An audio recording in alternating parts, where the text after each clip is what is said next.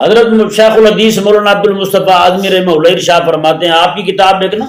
سیرت مصطفیٰ شریف کے نام سے طبع ہوئی ہے، فرماتے ہیں میں نے مواد بہت جمع کیا تھا، لیکن چونکہ کتاب میں نے اپنے پیسوں سے خط چھاپنی تھی، اس لیے میں نے کہا کہ اتنی ہی لکھوں جتنا میں چھاپ سکوں، جتنے میرے پاس پیسے ہوں۔ آگے آپ نے فرمایا کہ ہمارے سنیوں سے کتاب چھاپنے کے لیے پیسے لینا ایسے ہی ہے جیسے کوئی ان کی جسم سے کوئی کھال ادھیڑ رہا ہو، کھال ادھیڑ رہا ہو ان کے جسم سے۔ فرماتے ہیں کہ لاکھوں لاکھ روپیہ الٹے سیدھے کاموں میں ایسے خرچ کر دیں گے اور آسان سمجھیں گے، اتنا آسان سمجھیں گے جیسے ناک پر مکھی بیٹھی ہو، اسے اس طرح اشارہ کیا اور ہلا دیا اور اڑا دیا۔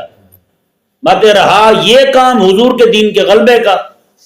کہ امت تک جو ہے نا دین کے صحیح رہنمائی پہنچے، اس کے لیے پیسے نکلوانا خاص طور پر ہماری قوم سے وہ ایسے ہی ہے جیسے ان کی کھال ادھیڑنی ہو۔ بتائیں، یعنی کہ دین کے لیے پیسہ نہیں نکلتا ان سے۔